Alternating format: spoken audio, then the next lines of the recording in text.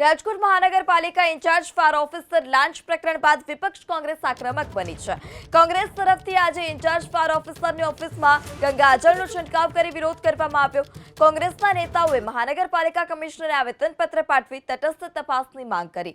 મહાનગરપાલિકામાં ભ્રષ્ટાચારને લઈ પણ કોંગ્રેસ તરફથી આરોપ લગાવવામાં આવ્યા।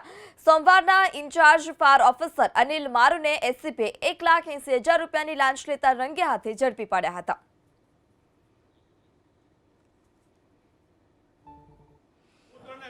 રાજકોટ શહેર કોંગ્રેસ પક્ષ દ્વારા એક મ્યુનિસિપલ કમિશનરને એક આવેદનપત્ર આપવામાં આવ્યું છે। ગઈકાલે ચીફ ફાયર ઓફિસર અનિલ મારુ જે 1,80,000ની લાંચ લેતા પકડાઈ ગયા છે એ બારામાં એક આવેદનપત્ર દેવામાં આવ્યું છે અને ખાસ કરીને રાજકોટ મહાનગરપાલિકામાં કોર્પોરેશનની કચેરીની અંદર ઓફિસની અંદર જે લાંચ લીધી છે એ બહુ અતિ ગંભીર બાબત છે। એટલે અમે કમિશનરનું ધ્યાન દોરવા આવ્યા છીએ કે આ રાજકોટ મહાનગરપાલિકાનો ભ્રષ્ટાચાર છે એ બંધ કરાવો।